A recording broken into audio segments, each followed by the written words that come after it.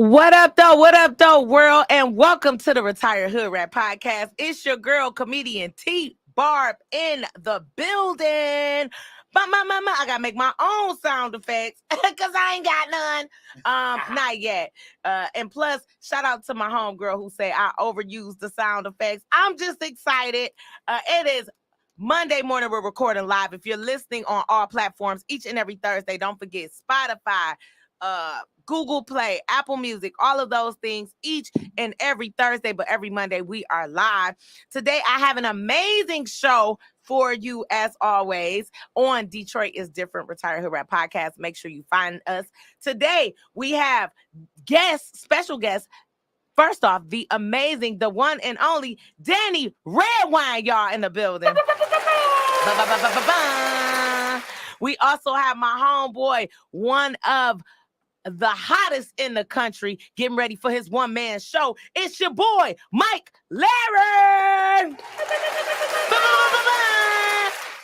Okay, and of course, I am your host, comedian Tbarb. If this is your first time tuned into the Retired Hoodrat podcast, thank you for tuning in. We're live on YouTube each and every Monday. Comedian Tbarb is the page. Thank you for tuning in. This is my chance to be motivational. So today we're going to be talking about self-worth. The show goes like this, y'all. I start off with my word of the day. It's my chance to be the Ayanla of the ghetto. Because I'm a Joy Road inspiration.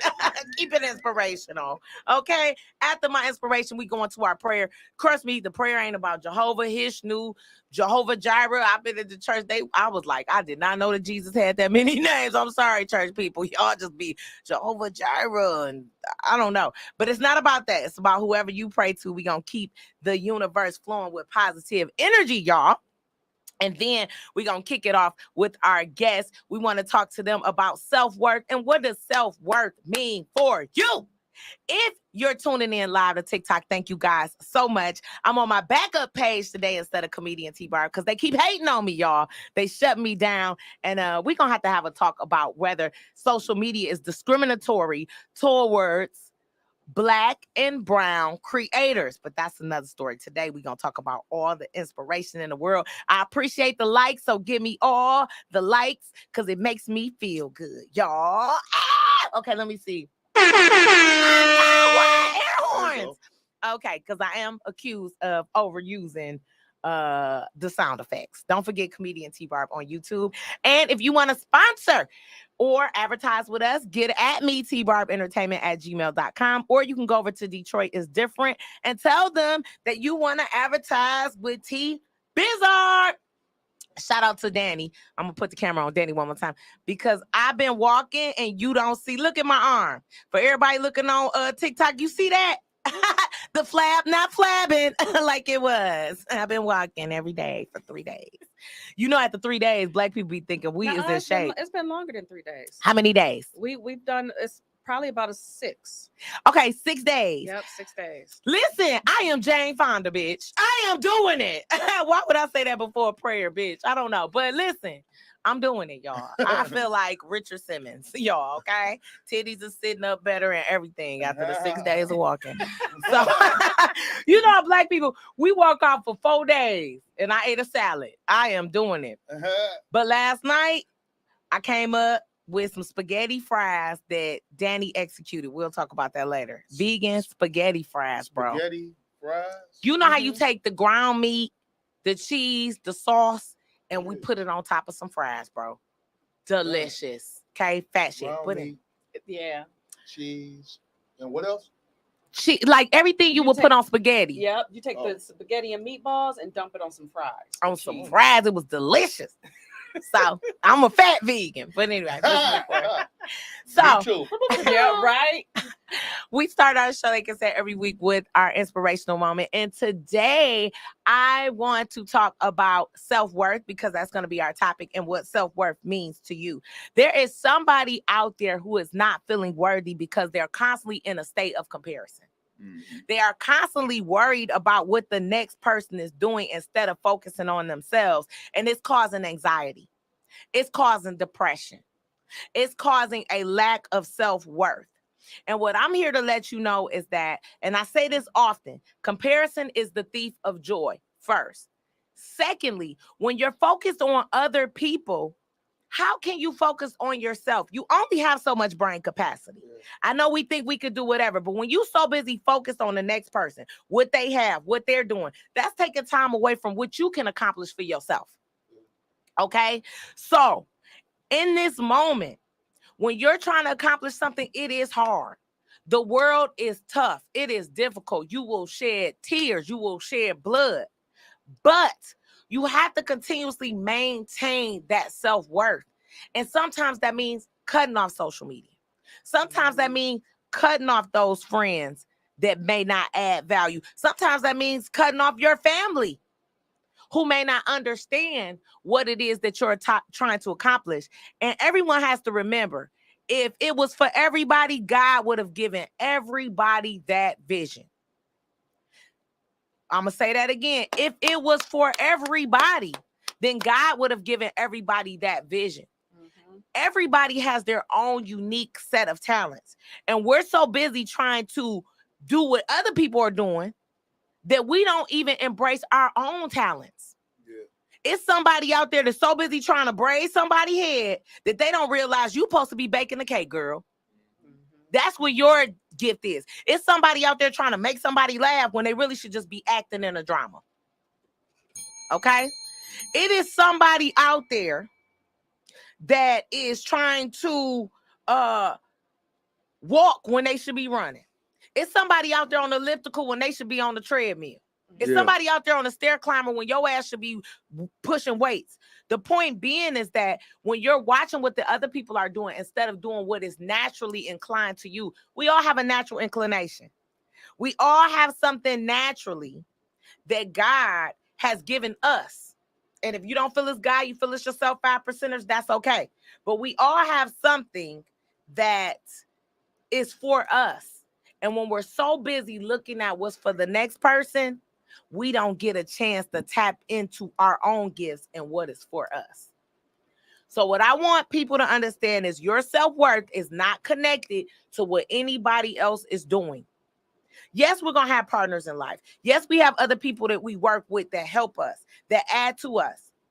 But at the same time, I'm tired of people feeling like their self-worth is connected to what other people see as value. What I see as value and what the next person sees as value is totally different. Mm-hmm. I value hanging out, food, family. Somebody else may value materialism. If I stop valuing what I value to go value a belt or some shoes, which don't get me wrong, I'll be sharp, y'all. I'm fresh as hell sometimes. You know, I ain't saying that. But what I'm saying is if I take away my values to become their values, that's when I lose my self-worth and what I'm supposed to be doing. Mm-hmm. Have you ever been somewhere and they make it this way and that's why you go there? I used to go to this vegan restaurant because they made these burgers this way. They started trying to improve the burgers and change the recipe. I no longer wanted that burger. Right? That's because they tried to go with another vision instead of what initially worked. So stop trying to change what it is that's on your mind, what your goals are, what your successes are, to assimilate to what somebody else feels it should be. And that is our hood rat word of the day. Reverend Tbarb. Reverend Tbarb. The anointing is on me. Okay. Don't forget it's the Retired Hood Rat Podcast. You can hear us live each and every Monday on YouTube. Comedian Tbarb with Detroit is Different. Or you can listen to us every Thursday on all platforms, Spotify, Google Play, Apple Music. So tell a friend to tell a friend to tell a friend to go follow the Retired Hood Rat Podcast with Tbarb. Okay, so give myself a little applause. I feel the anointing on me. And now it's time for our prayer of the day, and we're going to get into it with our guest. What does self-worth mean to you? With the amazing and phenomenal Mike Larry in the building. And the beautiful Dany Redwine. Yeah, okay. So let's bow our heads. If you driving, don't bow your head. Especially if you're in Michigan, because let me tell you something. The insurance is high as hell. So if you crash into something, you're not about to blame me, bitch. Okay, let's roll our heads.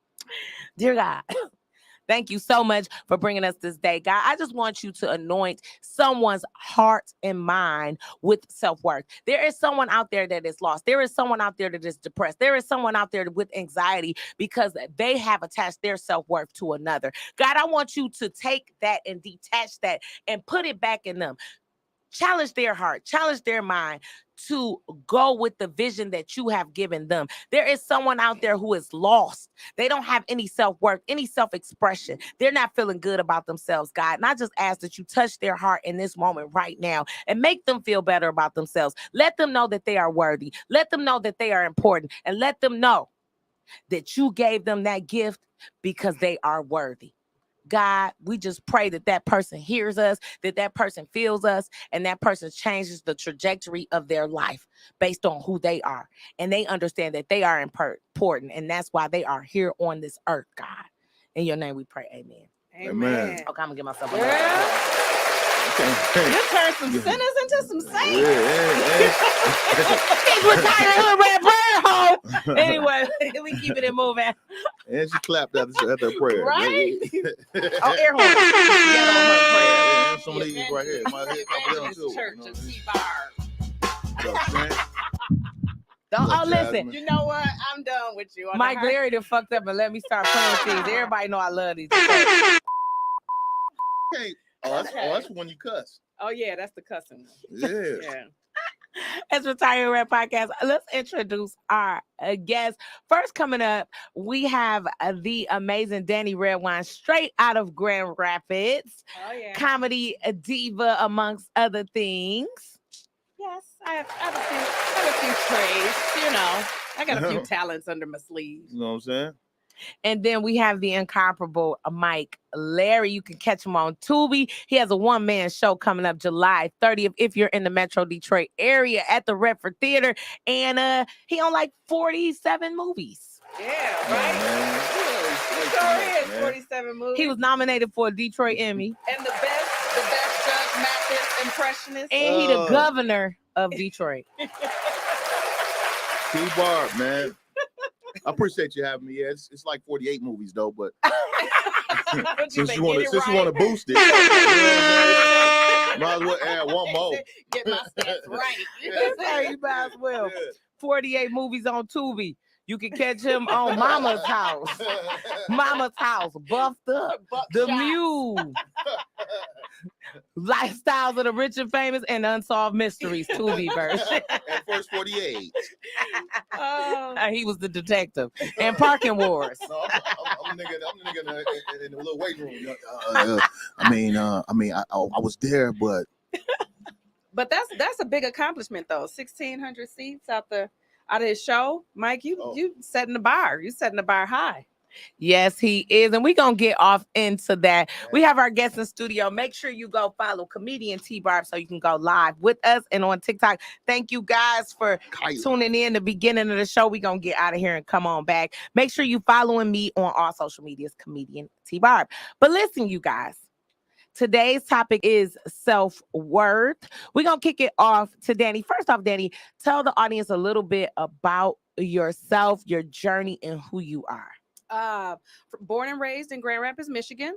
I got into comedy through my breast cancer diagnosis experience. Made me a checkoff list. I had more of an urgent bucket list at that time because when you get diagnosed with cancer, you automatically think it's going to be the end for you. So I put my list together. Comedy was at the top of my list. And comedy has kept me together mentally, since this whole thing. So I'm endeared to the craft. And I love the comedy family. And I just love everything about the culture. So I'm here and I'm in it. I came to Detroit so that I can sharpen up. Yeah. Just feel like that. Sharpen up. So you here? Yep, I'm here. And I'm gonna be here for a while, temporarily, just in and out. But I'm pretty much planting my feet here to become a better comedian. Yeah. What? Yes, I'm gonna be on y'all circuit. Y'all hear that? All right, Dany. Detroit, I'm here. Y'all can't get rid of me now. I'm You know here. what I'm saying? So y'all gonna have to see my face. That's what's up. Hold on. And then we have Mike Larry in the building. That's the deal, man. What's happening? Tell us who you are, a little bit about yourself. Comedian Mike Larry, been doing comedy for about 16 years now. A native Detroiter. Got a nonprofit called 100% Real Fathers. Another organization for men called Real Men Pray. A podcast called Bible Talk with Comedians. And I'm doing a taping, man, that I plan on pitching to Netflix July 30th. Hey. Yeah, that's a big deal. Yeah. That's a super duper big deal. So tell us a little bit about your one-man show, where it's going to be, what is that about, and what was the inspiration behind you wanting to do a one-man show? It's gonna be at the Redford Theater on Lobster and Grand River. It really was the vision God gave me, man, to do it there. Like I kept visualizing it when I called to try and get it. The dude told me it was booked out to 2023, and I'm like, oh man, God already gave me this vision, man. Like right. So, I called him back and told him the dates, and just so happened, man, like 2 weeks later, he said somebody canceled. Oh wow, it was meant and that's for you. How, yeah, yep, and that's why meant. You know what I'm saying. Like when God give you something, man, you just jump on it. You know what I'm saying, and trust the process. You know, like don't worry about how it's gonna get done. You know what I mean? Right. So that's what I've been on, man. I just been on that tip. But yeah, so it's July 30th at 7:00. Doors open. It's food. It's got VIP sold out already. It's my one man show, man. Y'all red carpet. So you know what I'm saying? So all the Detroit dudes got them gators, man. Go ahead and get them out the water. You know what I mean? Trying to bring them out. You know, Detroit niggas put their little shoes in the water. You know what I'm saying? They waiting on the event. You know what I'm saying? Go ahead and get them on up out of there, man. Come on out. Yep, it's gonna be dope. Yeah, it's gonna be a dope. So let me ask you this, Mike Larry. I know you were saying that God put it on your heart. Most people usually do openers and other people. The one-man show concept. Yeah. Tell us about that. And how long will the show be? The show gonna be probably like an hour and a half, but I'm only gonna do about an hour and some change. If it's going super good, you know what I'm saying. But I got a comedy class that I got some students that graduated, so I picked 3 of them out of the 24. I picked 3 of the top, and I'm gonna let them do 3 to 5 minutes each that day. Oh wow, and we're gonna get off into that. In case people don't know, Mike Larry has a Funny is Funny comedy course. So if you're looking to get into comedy, it's an excellent chance to be up under one of the masters of comedy and also to learn the craft. So shout out to the Funny is Funny crew. I know they said you building an army over there. Yeah, man, it's getting bigger and bigger. I'm like, over there.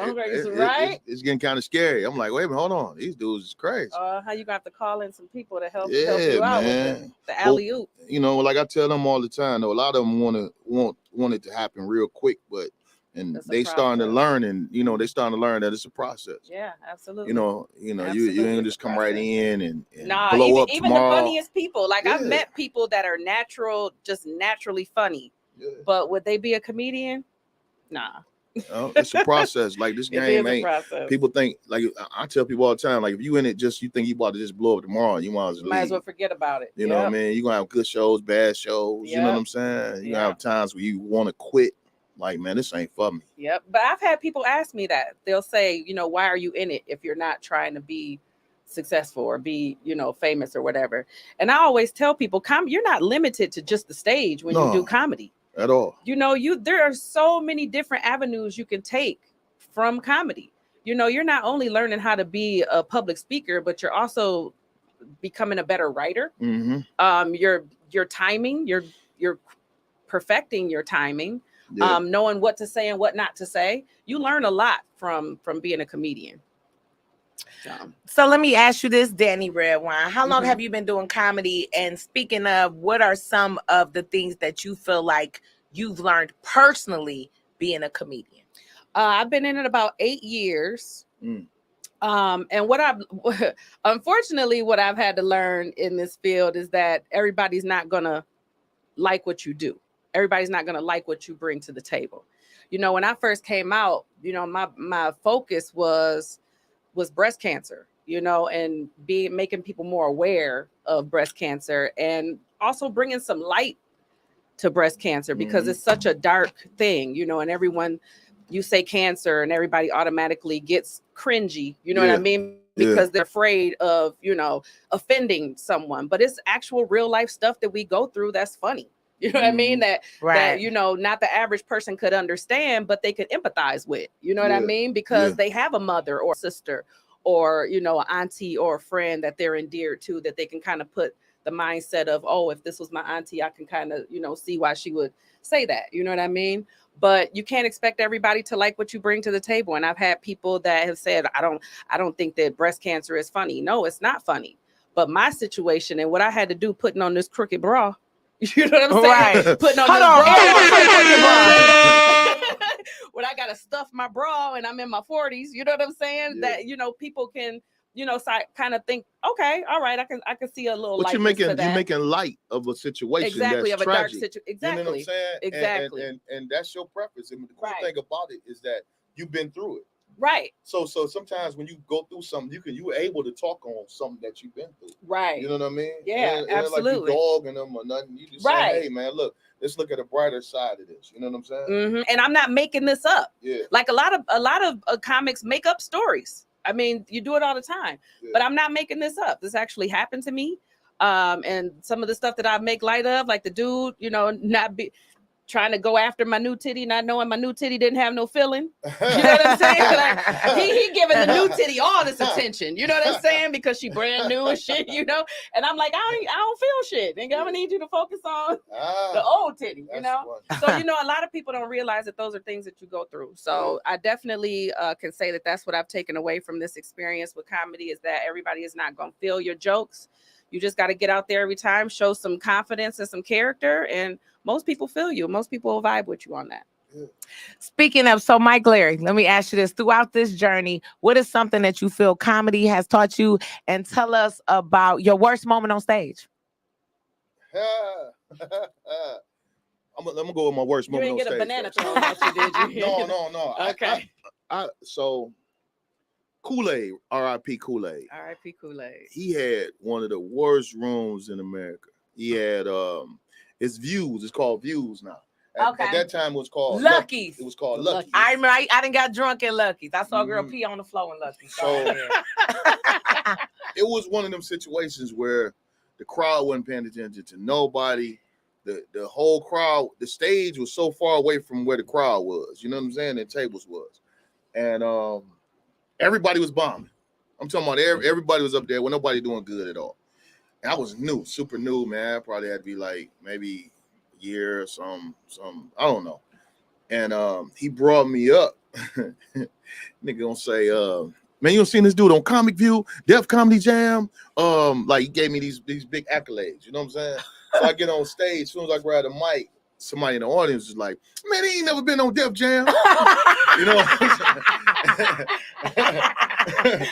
But at the time, I was so new, I didn't even know how to roast back then. Right. All I knew was my set, so I went right into my set. Anyway, man, you know what I'm saying? Man, it was such a terrible time on stage that I left. He paid me. He booked me. Mm-hmm. After I got off stage, I left, got in the car, went home. I was on the way home, riding home. Like, dang, dog. You know what I'm saying? What could I have done different? You know what I'm saying? Then they called me like, hey, man, what's up, Mike? Where you at?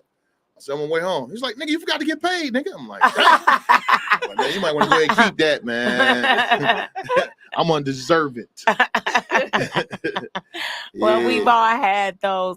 We all have a Kool-Aid story. We all have a Kool-Aid Even story. me from Grand Rapids, I got a Kool-Aid story. So. Yeah, that was a tough little time on stage. Boy, I was so happy to get up out of there. Because it seemed like when you're on stage, you ain't doing that good. It seemed like at this time it's going super slow. It does. It feels like the room is still. Man. Oh, no. I'm going to tell you like this. As a comedian, we'll rather for you to boo than just to be quiet. Yeah. Oh, yeah. That silence is like, The come silence is on, deadly. man. Yeah. Somebody say, get Silence. your ass on stage. Because to me, that's a scapegoat. Right. You know, if you say, get your ass off the stage, at least you giving me an out. Right. If you not saying nothing, it's like, so you gonna really make me sit here and go through this? Nigga don't give me nothing. I'll start finding something with y'all. I'm like, hey, so my man, what you doing with the little sweater on? You know what I'm saying? Like I one thing about it now, man, I'm not going down without taking a couple people with me. It's like, why I go down? I'm like Nino Brown. If I go down, I'm taking everybody. Right. You suck. You on a date. Yeah. You cheating on your wife. She got a wedding ring on. He ain't got one on. You mad. Yeah. So, Dany, tell us about your worst time on stage. Let's see. My worst time on stage was a quiet moment. Like I literally was up on stage and I did like 4 jokes. Now the first joke, flat. So the second joke was kind of flat. So now I'm trying to pick up with the third joke. They wasn't buying the third joke. So then I instantly went into like panic mode. I'm on stage like fumbling my words, not knowing where I'm gonna go with my next joke. And it was just quiet. The audience was quiet. Wasn't nobody saying nothing. You could see people taking drinks of their drink. You could see people on their phone. You know what I'm saying? I was like, oh my God. I finally got out of it because I got the light. And it says that, of course, you say something funny at the end, everybody bust out laughing, and then you off the stage. But that was my worst moment because it was mad quiet. And it was a nice room. It was at least 60, 70 people in the room. You know what I mean? Yeah. So I felt every you like, bit I couldn't crack none. I felt every bit of that silence. I was like, damn. Even when I got off the stage, everybody was like, you funny, Dany. It's a tough crowd. I was sitting there like, thanks for trying to make me feel better. But I felt like shit up on stage. I always had like a little big joker on me. You know what I'm saying? That look, my Judge Mathis impersonation. Like even from this, I had that from day one. I need an impression. So it was like, it's like you can always tell if I ain't doing good. When I first started, I'd be like, whatever I'm doing, and then I'm like, hey man, anybody watch court shows? I get to it immediately. Like, no, y'all ain't about to sit here and look at me crazy. I'm gonna give y'all something. I'm out of that. Yep. Yeah. And when it's quiet like that, I that's when I don't want to talk about my boobs because I feel like, oh, y'all really ain't about to. You know what I'm saying? Y'all not laughing now. Y'all really ain't gonna laugh if I say something. Right. You say niggas is not laughing now, okay? And that is the worst. Also, comedian Buddy Love, he laughing at y'all. Shout out to Buddy for tuning in on YouTube. We gonna give you an air horn, Buddy. Yeah, you know what? I think that that silence as a comedian, it just hurts so bad and it's deafening. And like you said, everybody have a Kool-Aid story. So Kool-Aid used to have this spot called Nick's. So Kool-Aid did a show every Monday at Baker's in Detroit. But then he had this spot called Nick's in Detroit. He did a once a month where he brought in big comedians. And it was this guy, Ray Lapowski. And he was like, he gonna give me the guest spot, baby. I got on a fur coat. I'm talking about, I'm dressed to the nines. You can't tell me shit, okay? I am, can't nobody. Detroit play a cream fur coat, baby. Right. I probably done borrowed this from a nigga to wear, I got on my little Louis. I'm doing something. Get up on the stage, first joke hit. Then I looked and saw how many people it was. And I was like, and so my son fat, right? It was just like, you came out there in panic I mode. was panicked because the first joke, I'm not looking, I'm instantly, then it hit me like, it's like 300 people It's like looking at me. Uh-huh.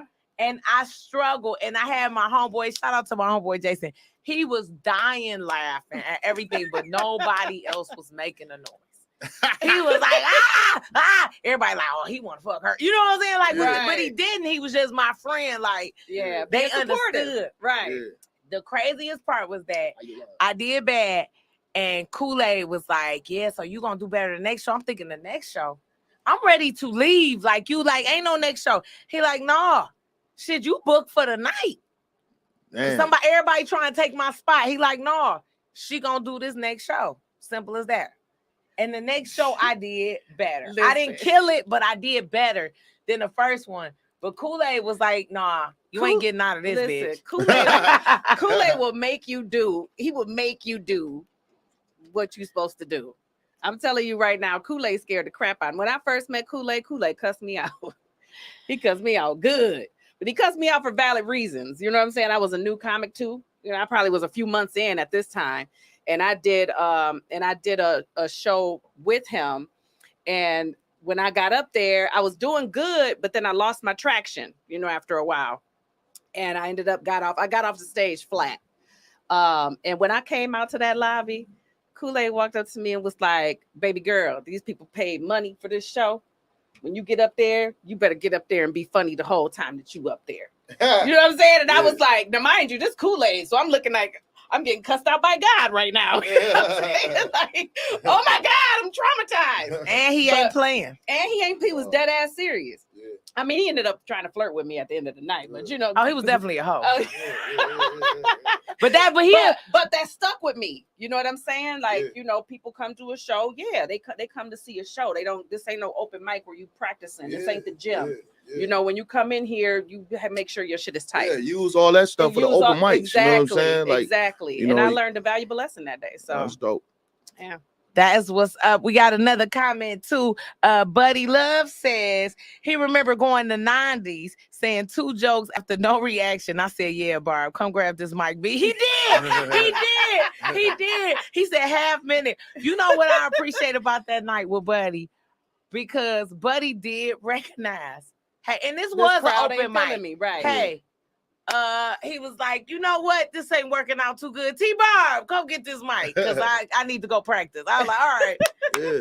Good job. Stuff like that keep you humble, man. Like you need that. Like it killed me when people be saying that they not, you know, I ain't nervous before I go up, or it's the difference between being nervous and being scared.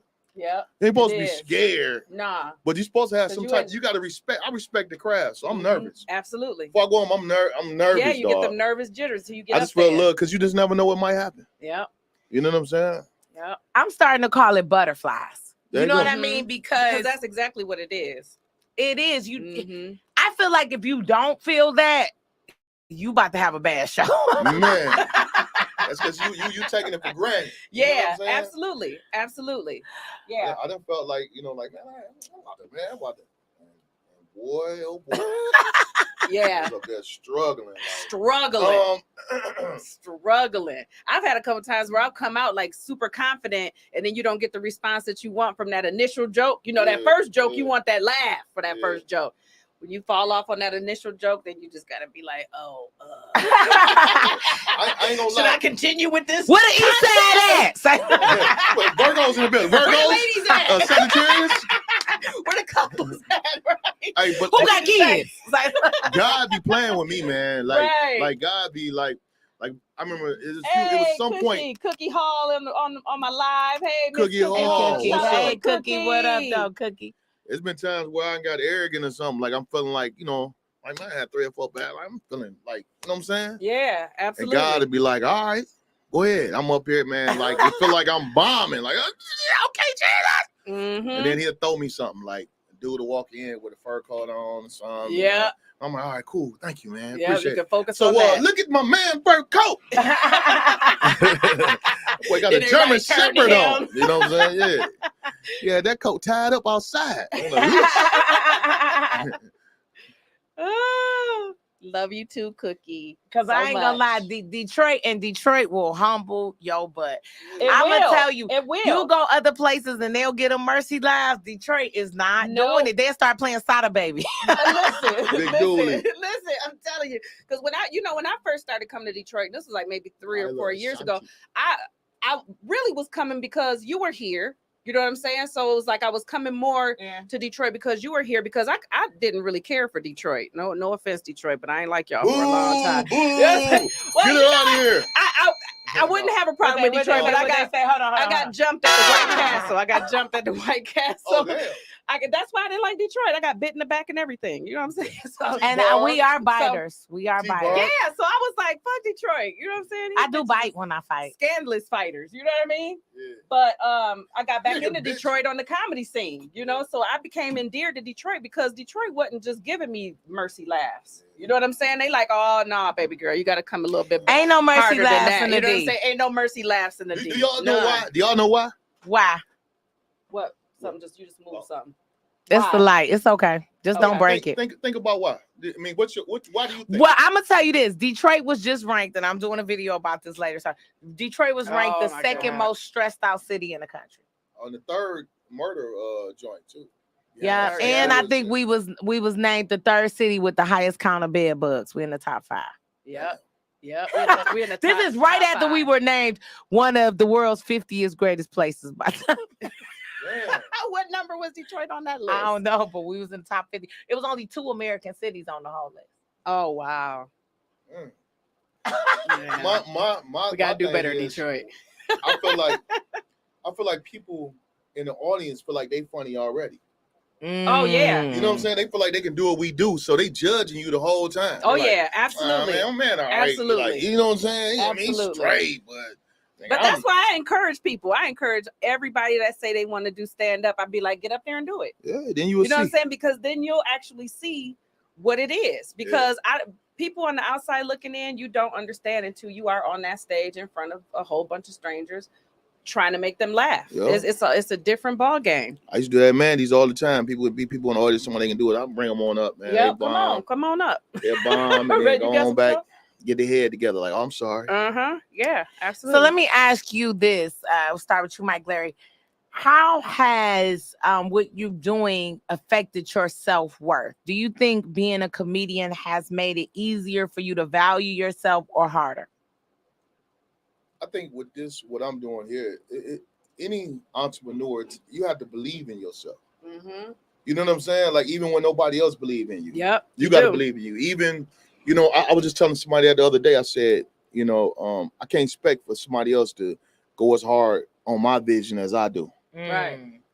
And I learned within this last year to quit letting people put a cap on what I feel like I can do. You know what I'm saying? Quit letting people tell me what I can't do. Yeah. Like, who is you to tell me I can't do this? Mm-hmm. You know what I'm saying? Like, somebody done it. Yeah. So what make you feel like I can't? Even me saying I'm gonna tape for Netflix, man. You ain't gonna be able to do. Why I can't? Right. People doing it all the time. Why I can't? Exactly. So I stopped listening to people, man. You know what I'm saying? I stopped listening to people and started doing what I want to do. You know what I mean? Yeah. But you got to believe in you, you know? Do you feel like that your confidence has grown? I'm talking about in general, not just on the stage, since you've been doing comedy. Do you feel like you've felt the increase in how you value yourself? Yeah, I feel like my confidence has grown. I feel like, well, you saying in my personal life? Just overall. And my confidence grown in comedy. I always been confident in my personal life. You know what I'm saying? Okay, like, Virgo. I come from a no, serious. Like, man, I always been. Even when you was selling drugs, you knew you had the best work. It's like, no, let me stop. I quit. No, man, I ain't sold no dope. I'm just messing with you. But no, even like you said my church watching. Oh, my brother and them sold dope. I'm snitching on everybody. I ain't have to sell it. But no, I played ball all my life. You know what I'm saying? Like you know, I was a star athlete in high school, college, like, so I always had some type of confidence, you know. But your self-worth is what you make it. Mm-hmm. You know what I'm saying? And it still go back to the point of allowing people to tell you what you worth. Yeah. You know, even when people book me for shows, they like, so how much you charge? I'm gonna tell you something. How much I feel. When you ask me how much I'm charged, I'm telling you how much I'm worth. Now we can negotiate. Right. But when you ask me my worth, I'm gonna tell you what I'm worth. Exactly. 1,500, like whatever I feel like I'm worth. I'm gonna tell you. You know what I'm saying? Now, if you tell me, hey, Mike, I got this much, now we might be able to work something out. But don't ask me my worth and expect me to say 200. Right. Yeah, that is true. That's you know a good point. Exactly. Like, so. Yep. What do you feel, Dany, regarding self-worth and being in this industry?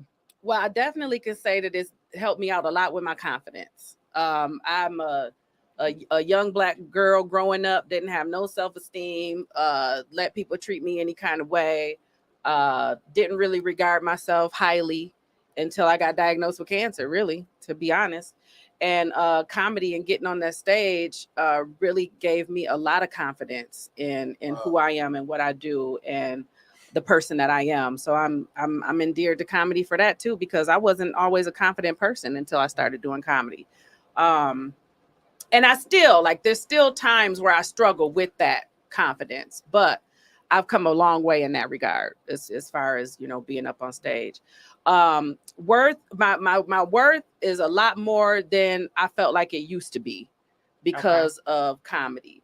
Like I said, growing up, you know, I was really the only girl growing up with a whole bunch of boys. You know what I'm saying? So I wasn't dialed up. I wasn't the girl that everybody had a crush on. You know what I'm saying? I was a roughneck. It was a fighter. You know what I'm saying? So I wasn't the girl that, you know, was popular and all the boys wanted to holler at. You know what I mean? Yeah, I was the mean girl. You know what I mean? So that's why you got beat up in Detroit, man. You came over here. But that's biting you. But no, that's actually a joke. Is that I got beat up because I actually beat her ass. But you know what I'm saying? Yeah, okay. That's the joke. You know what I'm saying? But you did get bit. Right, but I did get bit. Right in the middle of my back where I couldn't even rub it out. I'm going to say this. Oh, you know how you can rub a bite out? Yeah. You know what I'm saying? I couldn't even reach it to rub the bite out. Girl, like, yeah, she beat me, but I bit her. That's how I used to be. Like, bit a bitch, plug that out bitch her got back. me, but I bit her ass up. Bit her up. Yeah. But no, I that agree. bitch that needed a tetanus shot. Go Sure ahead. did. No, but I agree with Mike. Don't ask me what my value is and then expect me to lowball myself. You know what I mean? I feel the same way. You know, I've come a long way in this game. I'm definitely a lot funnier than I was when I first started. So I do value myself and what I do and what I bring to the table. So again, I learned from the University of Tbarb that that when a promoter asks you, you know, about your rates, you ask what the budget is. What's the budget? Because that's what I want. I want the budget. Yeah. And shout out to William Robertson real quick. He said, I love your growth, Dany. You come a long way since the Black Planet days. Yay. Thank you. Shout out to William. Thank you for listening. What was you saying, Mike? I was about to say, ain't nothing worse than when you tell somebody, like, you know, they're like, yeah, what you charge? You like, I charge $500, man, for that, you know. Oh, okay, 500. Can I cash out you the I'm like the whole $5 because the budget was $1,250. The budget was $1,250. The budget was $10,000. So I'm gonna give you $1,500. I be in that boy like I was saying 500. I was saying that for 7 minutes. Yeah. You wanted 42 minutes. So divide that by 7. You be trying to clean that shit up quick as hell. Like, damn. But people will lowball you in this game. I'm about to tell you that right now. They will definitely lowball you. They will pack out a room of 200 people and want to give you $50 to come in. You know what I'm saying? To come in and tell some jokes. Well, I think that comes from trial and error of going to those shows and seeing that. Mm-hmm. You know what I mean? Sometimes, especially as a new comedian, you're so eager, but it is a thin line because sometimes you really don't need to be charging shit, even if it's 1,000 people in here, because you need the experience. Right. And you never know how that's going to turn out. Yep. So it's been a lot of shows. I've traveled the country on my dime. Mm-hmm. I'm going to be honest with that. And I took a lot of concessions in my life to do that. Right. That's why right now, as far as people feeling away, I don't give a fuck because I've traveled on my own money, California, Atlanta, New York, and spent every last dollar, every food, all down south on tour, broke even some days. Some days we lost. It didn't matter because I needed that experience. Now you can't come to me with that bullshit. Exactly. Because not only over these 6 years have I been doing that, but I've done it. What does T.I. say? Expeditiously. Right. I ain't talking about just every once in a while. Since the beginning of my career, I've been traveling on my own dime. And you took the craft seriously. Very serious. That's why I think a lot of people get into it with thinking that it's a game. You know what I'm saying? Like, no, every audience is not going to be the same. You can go into the same venue 7 days a week and you're going to have a different audience. So you got to be able to bring yourself to the point to where you can transfer yourself to know what kind of audience you're going to have, how you going to remix your jokes for this audience. You know, you got a predominantly white audience now. Now you got to switch up your language. You got to switch up your slang and the things that you would normally say in a maybe a diverse room. You know what I mean? So you're constantly changing yourself. You can't get none of that without getting experience on the road, because that was the main thing I took away from being on the road was that, man, this crowd is totally different from Michigan. This crowd is totally different from New York. You know what I mean? It's just you have to constantly be a chameleon. You know what I'm saying? Yeah. And conform to your environment in order to get that. So and make them, you know, accept what you're giving. Yep. You know what I'm saying? Like you know, like this is what I'm doing. Like a lot of people, you know, like it is situations where you can adjust to the crowd. You know what I'm saying? Like, meaning if it's older women and you curse a lot, then you might want to, you know what I'm saying? Down back. On the cursing, right? But as far as your stories, man, get them you. Yep. Like I'm not Yeah. I'm not changing for the white people. No. I'm gonna give them absolutely my not. story on what Yep. I go through. The same way I wouldn't want. I hate when a white guy come into a black room and he tries to be black. Tries to black it up. Yeah. Like no, Yep, no. I want to hear about exactly. the trailer parks. Like, you know Yep. what I'm saying? Whatever you got going on, man, let's That's talk what I about want it, to hear. man. Yes. You know what I'm saying? Don't try and be me. You know Yep. what I mean? I gotta know it's enough black people here. I know I had a comedian tell me, she was like, I can't do clean. And I was like, why can't you do clean? And she was like, well, because of what I talk about. I said, all you got to do is just not cuss and water down some of the stuff that you say. You know what I'm saying? But you can do your jokes and clean. You're just cleaning up your jokes. You can still have the same set. You're just going to clean up some of the stuff that you say. Yeah. And really, it's helpful because you're not trying to produce a whole new set to cater to the clean. Yep. You can use your set and just clean it up. You know? What I'll say, you know, even with regards to that is I kind of take it middle ground, meaning that I understand the difference in changing up the language, but still keeping it authentic to myself. Yes. Meaning that a lot of times you may go places like, for instance, I got a joke where I say flatulent. Some audiences don't know what flatulent means. So it's not that I'm changing the joke. I'm not adding that word that I may add that word at the Detroit Opera House. Hate to say it. What a lot of my college friends or some white people that know what that language means. So it's not that I'm changing, it's that I am conforming some just to fit what you know. That's like when you go to another country. You can't say I want to go to the bathroom. They don't know fucking English. Right. You got to say baño. Right. And then they'll say over here. So I'm still asking to pee. I'm just asking in a different way. I may go somewhere, like you said, with church people, and I may say nigga, nigga, nigga. I'm not gonna say that. I may go to a Caucasian album. I'm not gonna nigga them down. Right. You know what I'm saying? Right. I'm talking about the exact same thing. Yeah. But I've changed that because we have to be, and I think that this is where self-worth and some of this comes into play. Because I was talking to some people about code switching. I'm about to ask you about this now. And they know we don't code switch. Everybody does. When I was a social worker working for the state of Michigan, I didn't come into nobody's house like I do on the stage. I am Miss Barber right now. Right now, Miss Barber is trying to tell you how to keep your kids. When I go and speak at Al Keebaline with my nonprofit, Tbarb and Friends, I try to meet them kids on their level. Right. I'm not in there like, and then tomorrow's lesson, I'm like, yo, y'all open the books. I still want you because you're not going to internalize this information unless I feed it to you the way that you can understand it. Yep. So I think that people get it mixed up. Well, now this person is acting white. Now this person is acting black. No, don't act another way. But it is okay for you to adjust for your audience to receive you. Like Mike said, every time I have different sets. We all have different sets as comedians, right? So we have a kiddie set. We have a grown raunchy set. We may have a relationship set, being a parent set. Yeah. If you know you performing for a group of teachers or parents, you're going to talk about the kids. You know, if you performing at some freaky basement party, you're going to talk about sticking it in, you know, or whatever. So that's what it means. But you still have to authentically be you, but you do need to be able to adjust. That's just in this world. When I call Sprint, well, I ain't with Sprint, Verizon, so you know I'm lying already.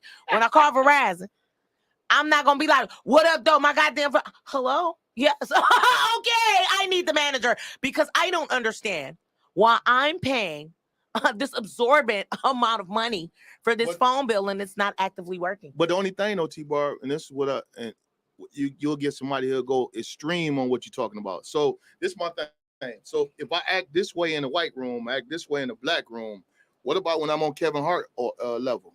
When you got everybody here with me now, who you about to be now? Right. You know what I'm saying? So you gotta authentically be whoever you are, and people gonna love you for whoever you are. And people expect you to be you. People don't expect you to come out and start acting like Kevin Hart and doing his movements, and you know what I'm saying? That's for Kevin Hart. You know what I'm saying? So I just feel like, you know, comedy is subjective, you know, and everybody has their own little cup of tea of comedy. But if you are your genuine self, most of the time people receive you well because an audience can tell if you not who you are. Yeah, definitely. The audience can tell if you're trying to mimic somebody else. Definitely. Definitely. For No, sure. and I agree that there's always going to be somebody that misinterprets what you're saying Mhm. as in changing, because we do have comedians here where I have went and watched them at what they call mainstream, but some people call it white, some people call it mainstream. Mhm. That's what I mean. It depends on who you are, how you Right. name it. But I have been to shows and seen Black comedians turn into massa. And I thought we was Oh, about to man. pick some cotton. I said, Yeah. oh my God, I have I'm about to to. be I back have on the to. field. Yeah. You know what I mean? Like, come on, massa, and then the white. So I do get that. Mhm. But for me, if you just like my audio album, the crowd was white. right. The people who, when I do festivals, Mhm. the crowds are white. But Right. that's why they like you, because you who you are. yeah, I'm exactly. gonna be You're me, your but I've been to yourself. Cranbrook. Exactly. Yeah. I've been to Dillard University, so I went So to you know how to be- HBCU. Yeah. I also went to Cranbrook for enrichment program. I also have an MBA from the University of Detroit Mercy, and I've also Ow. crowd. Boo, boo, boo, Okay, here we go. boo. I've also traveled the world. I've been to Italy. I've been to Spain. I've seen different cultures. I have an international endorsement. So I understand the difference. And some people that's not going to be able to understand. But for me, I'm Tbarb. I'm Black. I'm a retired hood rat. I don't care. When I first started, people like, "Don't, why you calling yourself a hood rat?" Because I was a hood rat. That's who I was. I was smoking cigarettes when I was 13. My sister called me, snatched that bitch out my hand, and I went around the corner and smoked another one. That's what I was doing. Shout out to my sister. I said that because she's watching. She said, "Tbarb, master, love you, Mary." That's my baby. But she did. So much, she snatched it out my hand. I went around the quarter and smoked another. Oh yeah, because a pack of cigarettes was $1.25 back then, so we had Uh-huh. 20 cigarettes. Yeah. We could hit them bitches, put them out. Not cigarettes, $10. And you could get them at 13 Listen, because you was get sent to the I'm store. just saying, Oh, smoke. yeah. Oh, because I had that note. Yeah. I was going to the store with the Get sent to note the store. anyway. I was just throwing it because my mama smoked Salem 100s and I smoked Newports, but that's another story. Yo. So my mama was a Salem 100s. And then they'd be like, "Why you getting Newports?" I'd be like, "Because my mama got company." And they'd buy it every time. Mm. Every time we said my mama had Then company. they was smoking cigarettes going around the corner when they Going take around the corner. Yeah, oh my God, I've been smoking cigarettes since young. I can't believe I You don't still smoke. smoke? No. Oh. I Yeah, she don't. quit. I've known her for what, 6 years now. I've Uh-huh. never seen her smoke a Well, I cigarette. quit smoking cigarettes She 8 years actually- ago. She actually 8 years? harasses me about my vape. Yeah. So And I'm one of the people that could smoke weed and stop smoking weed and smoke weed and stop smoking weed. she is. A lot of She can people just can't cut do it that. off. But Yep. the first time I smoked weed, I was 11. Like, smoked for real. And the first time I started actively smoking daily, I was 13. I smoked. Well, I you was never forget. smoking before that because you was lighting your mama's cigarettes. Yeah, well, that was cigarettes. We talking about weed. Oh, okay. I probably started Yeah. drinking when I was a little kid too. Real? Tasting the rest of my mama liquor. Yeah. Yeah, all that. So I'm not about to act like that wasn't my life and I just came out and it was Yeah, like, that's I what wonder I'm why. talking about. Exactly. He's the greatest, Exactly. you know what I'm saying? Yeah. My family was rich. No, we had roaches. No, yeah. People like, ugh. I be like, bitch, I ain't got them now. Right. Yeah. But I can't help Where you come from. where we come Exactly. from. And it was a different time in the 80s and 90s as well. But this makes who you are. Yeah. Yeah. Absolutely. And my sister say, "I'm gonna get you." She did. She was devastated when she seen me smoking that cigarette. My sister was devastated. Like, is you smoking? And then, you know, when you a kid, you do dumb shit like blow the smoke. I'm like, no. And she said, I was not smoking. Knowing good and well, we had a whole pack. But I agree with that. I agree with that. Let's see. What is a daily tip? Especially Dany, we know you've been through breast cancer, comedian. How do you keep, especially on a day where you don't have a good night on stage, how do you continue your journey of self-worth even when you're not feeling worthy? Shoot, first of all, when I buy them, I get right back in my book and I be feeling like I have to refurbish some of my jokes or my words. I be like, maybe I need to remix this joke a little bit. But no, I gather myself. You know, I take one on the chin and I just keep it moving because I feel like that's what life does to us anyway. You're gonna always bump into adversities and obstacles in life, and the only way that I can keep positive and keep going is to keep going. That's the only thing that I know how to do. You know, our backgrounds are totally different, but I've had a lot of adversity and resilience growing up just from some of the things that I've experienced throughout my life. So that in itself has just taught me to be resilient and not give up. You know, just because you have a bad day, you can have a bad day at work any day. You know what I'm saying? And that's what comedy could being a comedian is a job. You know, people discredit what we do, but it is a job and it's work. And everybody has a bad day at work. And that don't mean that you quit the job. You know what I'm saying? I quit my job after a bad You know day. what I'm saying? You can't just quit the job. You gotta go back into work the next day. You know what I'm saying? And act like ain't nothing ever happened and try to make it a better experience. So, you know, with that, like I said, I take them on the chin. I usually learn something from it. I'm dissecting where I lost them. What did I say that lost them? You know what I'm saying? Or where was it that they wasn't picking up? You know, I try to assess that. But other than that, I try not to be too hard on myself and keep it going. Mary says, Dany, keep going. Absolutely. She made that comment. And Hey, Miss also, Mary. bravo. Mike, Yo, how do you continue on your journey of self-worth even when you're feeling worthless in the moment? Elaborate. What you mean? Like, I mean, for instance,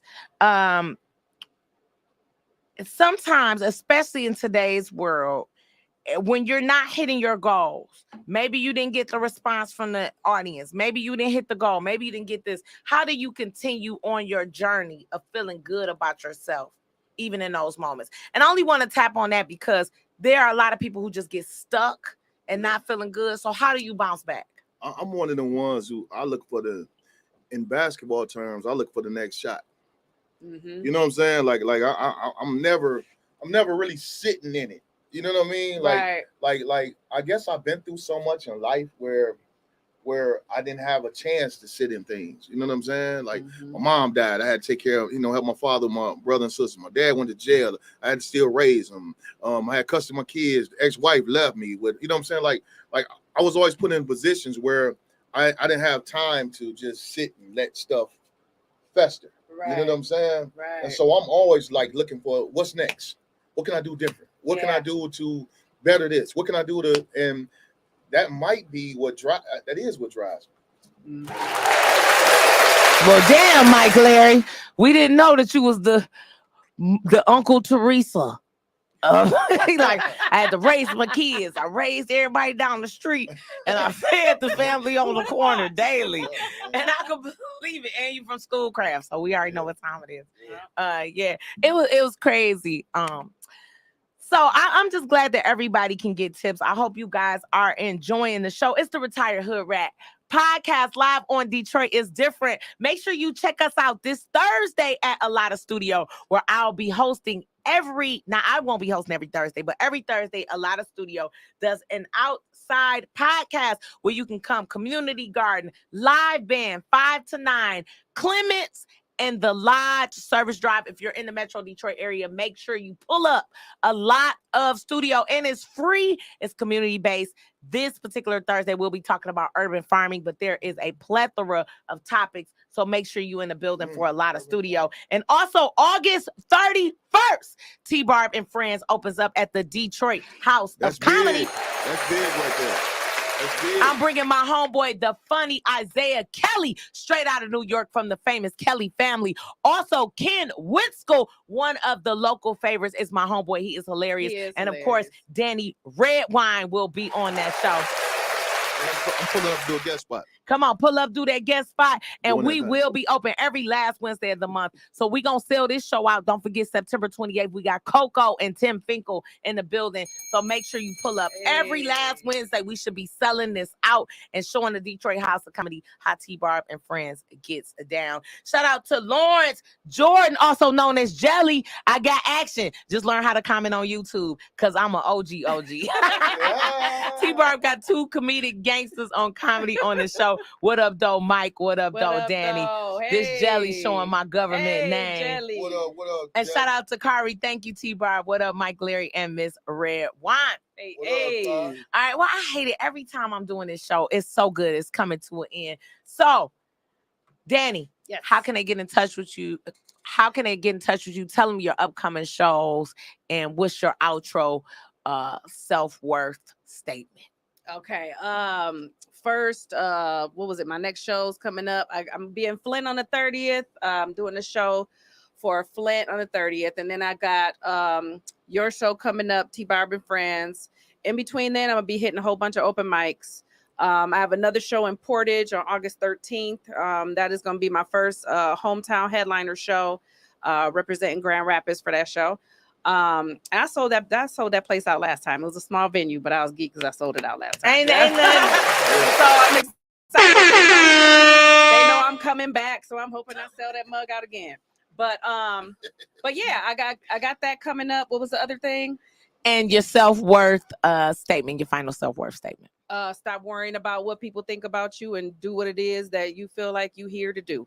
Whatever you feel like God put you here for, do it with no apologies. With no apologies. Yep. Mike, Larry, same thing. Let them know how they can get tickets to your one-man show, what else you have coming up, and your final self-worth statement.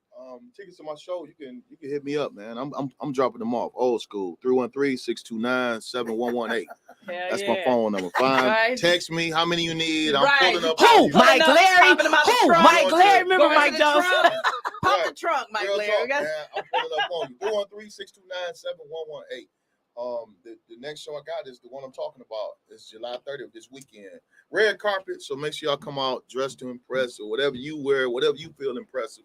You know what I'm saying? And this is it. Yeah. And then I really don't care about nothing else. I got some stuff coming up. Dang. I know because I'm coming to your show and I got a show. Oh, real? Yeah, we gonna stab out a little. We gonna stop coming by to and then go support to you. Frank. Absolutely. I appreciate it. Absolutely. I got some stuff coming up with Marvin Sapp in September. What? Yeah, Okay. yeah. Shout out to the Sapp family. I went to school with them. I'm Oh, for real? cool with Darnell Sapp, who is Marvin's little brother. Yeah. Henry bringing me and down Henry. there. Henry. I did a show with Henry. Okay. Yeah. Okay. Yeah. They was laughing at me That's because it was a what's clean up. show. Of course it was, and I cussed like 3 times. Okay. and this is for any comedian out there who feel like they're not getting booked. Create your own platform. You know what I'm saying? Yep. Create your self-worth, but not, and most importantly, work on your craft. Yeah. Because one thing I found out about, you get a lot of people complaining like, man, I don't get booked. Once Kool-Aid told me this a long time ago. He said, dog, he's like, once you're bookable, you'll get booked. Yeah. Yeah. Meaning, like, people can't pass up. If you got a good product, people gonna book you. They gonna book you. They gonna book you. So create your, and don't worry about where you at. Okay, my product ain't good right now. Work on your product. Get it super good. And people gonna start calling you, man. You're gonna start getting calls because at the end of the day, I don't care if I like you or not. I want my show to be great. Exactly. You know what I'm saying? So I'll book somebody I don't like because they funny. Because it's about the show. Drop a name. I almost did it too. It's the You face. caught me off guard. It's the face. I was like, girl. Your whole face Hey, changed. go ahead, drop a name who you don't like. I almost did it. Y'all almost caught me. That's funny. What up, though? Make sure you support Dany Redwine and Mike Larry. You can find them on Instagram. You can find them on YouTube. Oh, that's what it was. Where you find me at Dany_Redwine. I'm on YouTube, Facebook. I'm on TikTok. I do need some new TikTok followers, and I'm gonna get a little bit more disciplined about doing the videos. But yeah, that's where you can find TikTok, me. free Tbarb. Comedian Right. Tbarb on TikTok, and Tbarb is Detroit. I have 2 TikTok pages. Make sure you follow me on those. Let's laugh. Let's have a good time. Don't forget to grab your tickets to Mike Larry's show this weekend, the Redford Theater on deck. And don't forget August 31st, Detroit House of Comedy, and every last Wednesday of the month. Tickets are available on my website, www.tbarbisfunny.com. You can also head over to the Detroit House of Comedy. Tickets are right there. Click the link. Get them early. Do not wait till the last minute because this will sell out. And I don't want you to be outside. I'm bringing some heavy hitters. Isaiah Kelly and them just sold out Caroline's. He's on tour with Lavelle Crawford. You do not want to miss it. Kim Wisco. I'm talking about hilarious. Dany, of course, hilarious. So you want to be in the building. Tbarb and friends. Thank you guys each and every week for tuning in. Don't forget Monday on YouTube. Comedian Flowers, Tbarb. man. I'm giving Tbarb flowers, Yeah, man. Here we go. Make sure y'all Flowers support on there. Tbarb, man, and keep following what you got going on. Absolutely. You don't want to jump on. Yes, because this woman you know, is relentless. Yeah, I ain't Hold gonna on. lie, man. like she really putting her feet in this Detroit industry, man, and Yes, worldwide. So Yep. make sure y'all keep following her. I man. thank you. Give myself a little applause. I appreciate that. Mike, Absolutely. listen, me and Mike compete with who can uplift each other the most. So Mike Larry, if you did not know, he's like, let me All right, y'all, man. Thanks for tuning in. Tune in next week. he the funniest I know. Let me see. And shout out, listen, somebody on the outro, Prester John said, wait, did I see Dreads and baby hair on the same head? Yeah, She sure say, did. yep, Yeah, originator I'm and creator. I'm killing it in these Show 'em streets. real quick. Killing it in these streets. This a young cougar. You know what I'm saying? Yes, It's a young and you know he cougar because he killing didn't say edges, he said baby hair. That's how we know. It's comedian Tbarb. Thank you guys for tuning in. Don't forget, every other Monday, check us out. And then, of course, you can check us out every Thursday on all platforms. Detroit is different. And don't forget, every Thursday, I'm in the metaverse with it. So meet me at Horizon Worlds Ladies of Comedy Show, 11:30. This Thursday is a triple header. So when this episode drops, you got to see me at a lot of studio hosting. Then I'm at the basement on the east side, and then I have a show in the metaverse at 11:30. So get with me. See what I'm saying? See what I'm saying? I'm ending Show it. out the show I'm out the show. ending it. I'm ending